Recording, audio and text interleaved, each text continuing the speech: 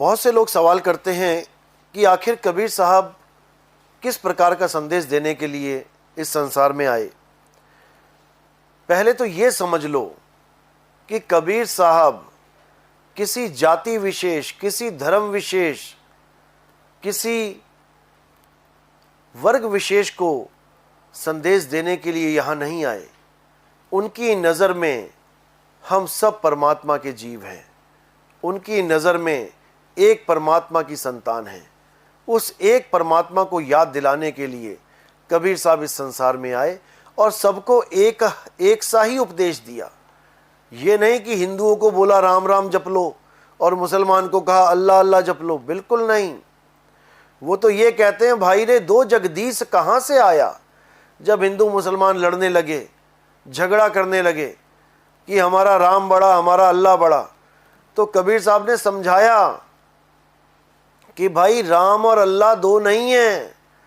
जिसको तुम दो मान बैठे हो वो एक ही शक्ति है, लेकिन उसको नहीं जान पाए लोग।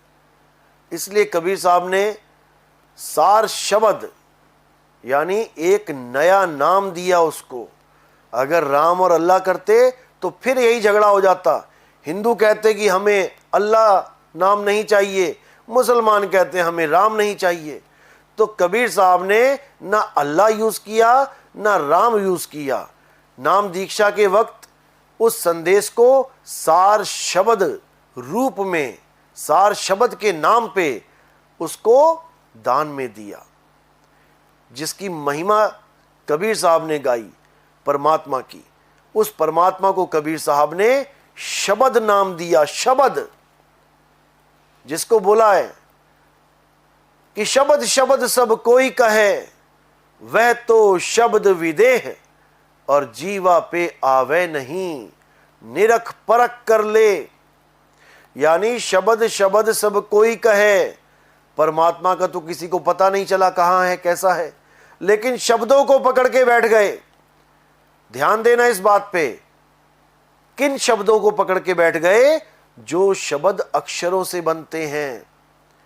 जैसे राम, तो कैसे बना राम? र आ का डंडा और म, दो अक्षरों को जोड़ के एक मात्रा लगा के राम बन गया। अगर इसको अलग अलग कर दे र और म, तो ये अक्षर कहलाते हैं। जब इसको इकट्ठा कर दिया राम, तो ये शब्द कहलाता है। इसी प्रकार अल्लाह, वाहे गुरु, ये सब शब्द हैं। हर धर्म का आदमी, हर जात का आदमी अपने अपने शब्दों को पकड़ के बैठा है, अपने अपने शब्दों को जप रहा है। इसलिए साहिब ने कहा शब्द शब्द सब कोई कहे, वह तो शब्द विदेह। विदेह का मतलब होता है आत्मा। आपने सुना होगा जनक विदेही। जनक जी को विदेही क्यों कहा जाता था? क्योंकि जनक जी ने यह सिद्ध कर दिया था, यह सबको बता दिया था कि मैं शरीर नहीं आत्मा हूं। तो जनक जी को विदेही कहा जाता है। इसी प्रकार जो कबीर साहब का शब्द है वो अक्षरों का गुलाम नहीं है, किसी भाषा का गुलाम नहीं है कि किसी भाषा के नाम जपूंगा मैं। हिंदुस्तान में आप रहते हो इसलिए हिंदी भाषा के नाम जपते हो। अगर कोई फ्रेंच आ जाए, कोई जर्मन आ जाए, कोई चाइनीज आ जाए, इटालियन आ जाए, कोई ताइवानी आ जाए, उसको आप हिंदी के नाम दोगे क्या? नहीं, उसको उस आत्म ज्ञान का बोध कराना है। जो आत्मा उसके पास पहले से है, उसे हिंदी के नाम जपने की जरूरत नहीं है, उसको हिंदी भाषा जानने की जरूरत नहीं है। उसको केवल आत्मज्ञान जानने की जरूरत है। और आत्मज्ञान क्या होता है अच्छी तरह समझ लो। आत्मज्ञान का मतलब यह नहीं होता कि तुम किसी भगवान के नाम जपो या अल्लाह अल्लाह वाहेगुरु वाहेगुरु राम राम करो। आत्मज्ञान का मतलब होता है अपना ज्ञान प्राप्त करना। जैसे आत्म कथा का मतलब होता है किसी और की कथा लिखना नहीं, अपनी कथा लिखना। आत्महत्या का मतलब होता है किसी और की हत्या नहीं, अपने शरीर की हत्या करना। आत्मनिर्भर का मतलब होता है किसी दूसरे पे निर्भर नहीं, अपने पे निर्भर रहना। आत्मरक्षा का मतलब होता है पड़ोसियों की रक्षा नहीं, खुद की रक्षा करना। इसी प्रकार आत्म ज्ञान का मतलब होता है किसी और का ज्ञान नहीं, अपनी आत्मा का ज्ञान प्राप्त करना।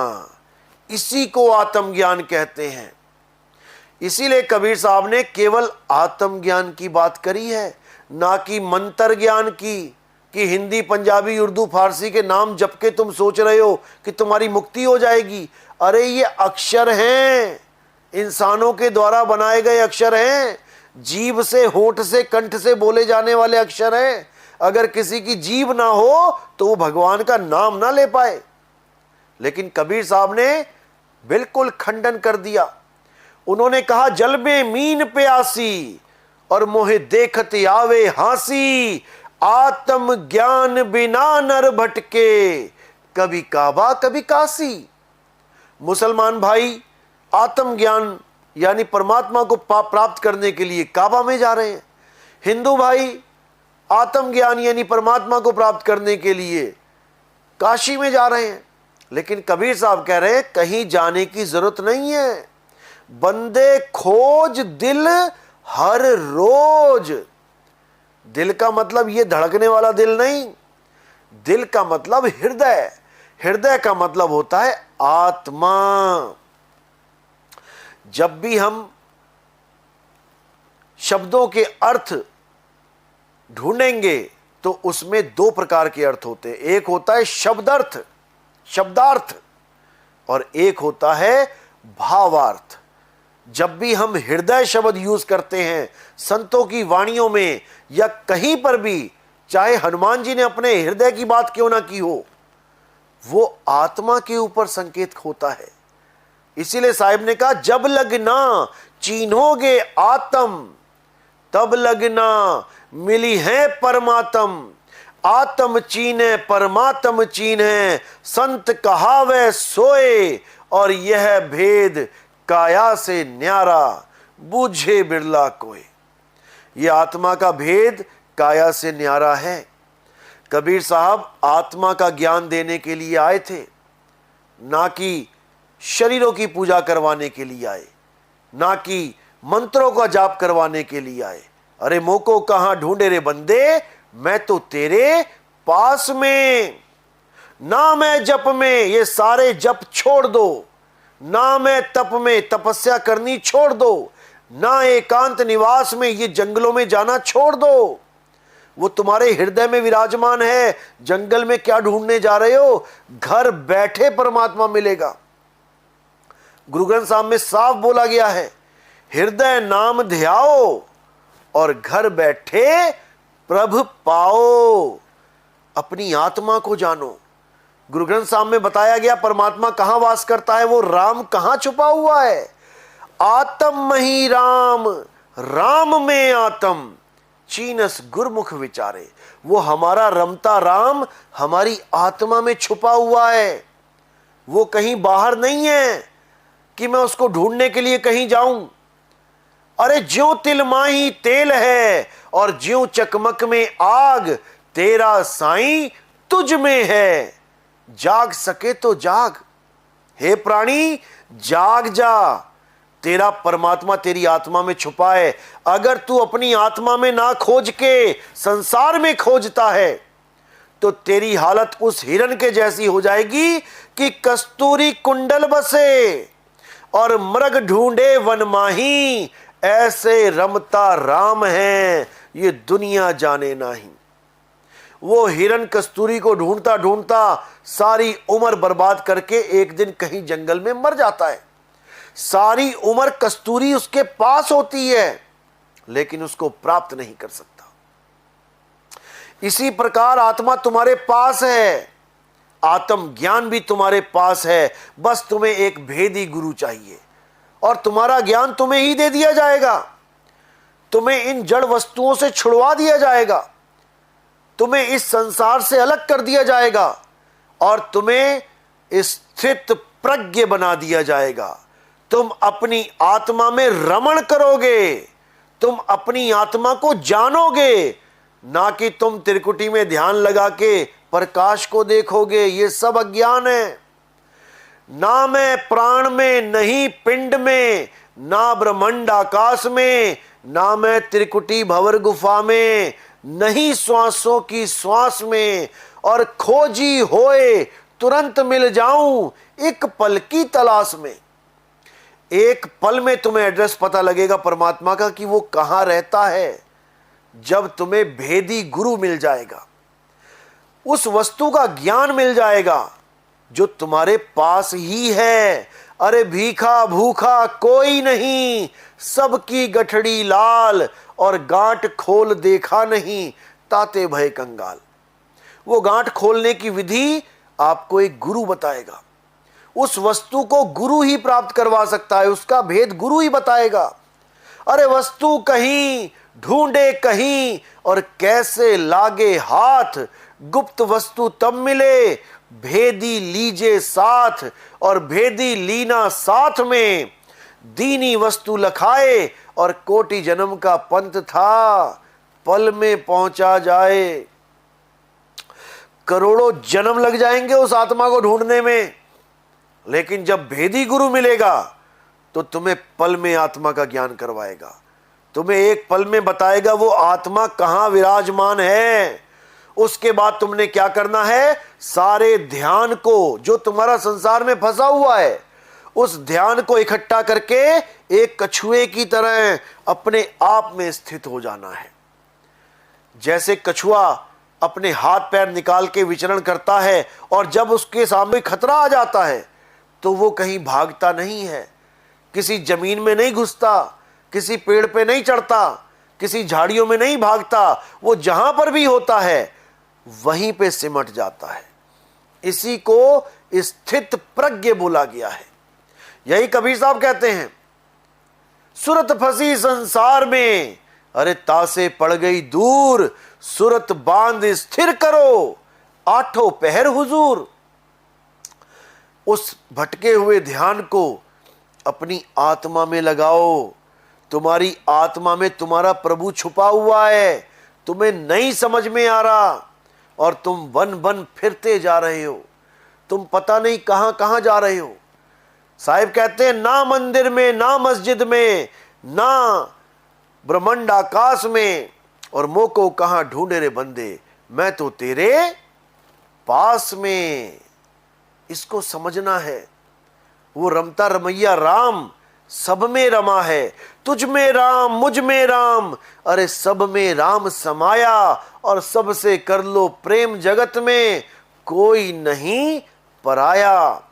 ये धर्मों के झगड़े, ये धर्मों के बंधन, इन सब से ऊपर उठो और एक सत्य को जानो, जो सत्य हिंदू के पास भी है, जो सत्य मुस्लिम के पास भी है, जो सत्य हर धर्म के इंसान के पास है। और वो सत्य क्या है? आत्म देव ही सत्य है। उस आत्मा की पूजा करो भाई। उस आत्मा की वजह से ही तुम्हारे हाथ पैर चल रहे हैं। तुम अपनी मां को मां इसलिए कह रहे हो क्योंकि उसमें आत्मा है। तुम अपने भाई को भाई इसलिए कह रहे हो क्योंकि आत्मा है। तुम अपनी मां की एक उंगली आग में नहीं डाल सकते क्योंकि आत्मा है। और जब आत्मा शरीर को छोड़ देती है तो तुम पूरी मां को ही उठा के चिता पे रख देते हो। सोचो कितनी इंपॉर्टेंट है आत्मा, जिसका तुम्हें ज्ञान ही नहीं हो पाया आज तक। और सारे ग्रंथ चीख चीख के यही समझा रहे हैं कि आत्मा का ज्ञान जानो, आत्मा ज्ञान जानो। लेकिन आत्म ज्ञान को कोई जान ही नहीं पा रहा है, क्योंकि जो हमें समझाने वाले लोग हैं वो ही नहीं समझ पा रहे कि आत्मा क्या है। 7 दिन गीता का पाठ करने के बाद फिर शरीर की पूजा करवा के ही चलते बनते हैं। इनको कृष्ण जी के, इनको राम जी के, इनको हनुमान जी के सत्य स्वरूप का बोध ही नहीं है, इसीलिए ये शरीरों में उलझे पड़े हैं। अगर कृष्ण जी एक शरीर ही होते, एक शरीर होते, तो अर्जुन के आगे विराट रूप में अनंत भुजाएं, अनंत जांघें, अनंत क्यों शरीर दिखाए गए? क्यों इतने सारे शरीर दिखाए गए? सीधे बोल देते मैं एक हूं, मेरी पूजा कर। इतने सारे शरीर दिखाने की क्या जरूरत थी, जिसमें कुछ तो दैत्यों के शरीर थे, जिनके विराट मुख, बड़ी बड़ी आंखें, बड़े बड़े दांत, और जब उनको जबड़ा खोला तो सारे उस जबड़े में जाने लगे और सबके सिरों को चूर्णित कर दिया। यह सब दिखाने की क्या जरूरत थी? अगर वो केवल एक शरीर ही होते कृष्ण जी, जो आपने अपने घर में सजा रखे हैं। इसके पीछे बहुत गुप्त ज्ञान है। अगर आप इस ज्ञान को समझना चाहते हैं तो आप हमारे YouTube चैनल कहत कबीर सुनो भाई साधो नितिन दास, आप इस पे सीरियल नंबर सत्संग सुनना शुरू करें, 1 2 3 4 5 6 7 करके। आपको गुप्त से भी गुप्त ज्ञान बड़ी आसानी से समझ में आने लग जाएगा। हर चीज आपको एकदम क्लियर हो जाएगी, हर चीज आपके सामने स्पष्ट हो जाएगी और आप कृष्ण जी के उस सत्य स्वरूप को जान पाओगे। आप राम जी के उस सत्य स्वरूप को जान पाओगे, जिसको अल्लाह, जिसको वाहिगुरु, जिसको गॉड बोला गया है। वो एक ही है, वो दो हो ही नहीं सकते। लेकिन हम सत्य को नहीं जान पा रहे हैं। उस सत्य को जानो जो सबका एक है। अपना अलग अलग धर्म, अलग अलग पंथ इसलिए बना के बैठ गए हैं क्योंकि हम उस एक को नहीं जान पाए। और वो एक जिसका कोई नाम नहीं है, वो अनामी है, उसका कोई नाम ही नहीं है। आज अगर ये सारी भाषाओं के अक्षर हटा दिए जाएं तो उसका क्या नाम रखोगे? क्या केवल नाम हटाने से वो भी हट जाएगा? नाम खत्म करने से वो भी खत्म हो जाएगा? नहीं होगा। नाम तो हमने उसके रख दिए हैं, वो तो सदा सदा से था, उसका तो कोई आदि और अंत नहीं है। लेकिन हमने हिंदी के नाम, पंजाबी के नाम, उर्दू के तरह तरह के उसके नाम रख डाले, क्योंकि हमने लिखना पढ़ना सीख लिया। आज तक कोई जानवर ना बोल पाया मैं हिंदू हाथी हूं, मैं मुसलमान जिराफ हूं, मैं सिख शेर हूं। कोई ना बोल पाया। क्यों? क्योंकि उनके पास ये 52 अक्षर, ये संस्कृत के 52 अक्षर, हिंदी के अक्षर, अंग्रेजी के अक्षर नहीं हैं।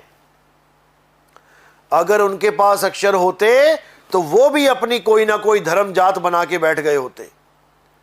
इसलिए अब जागो। बहुत झगड़े कर लिए, बहुत लड़ लिए, अब सत्य के खोजी बनो। जिसको राम से प्यार है वो राम से प्रेम करके सत्य को पाए, जिसको अल्लाह से प्यार है वो अल्लाह से प्रेम करके सत्य को पाए, जिसको वाहिगुरु से प्रेम है वो वाहिगुरु को प्रेम करके सत्य को पाए, लेकिन सत्य को पाए। और सत्य क्या है? हे अर्जुन, आत्मा ही सत्य है।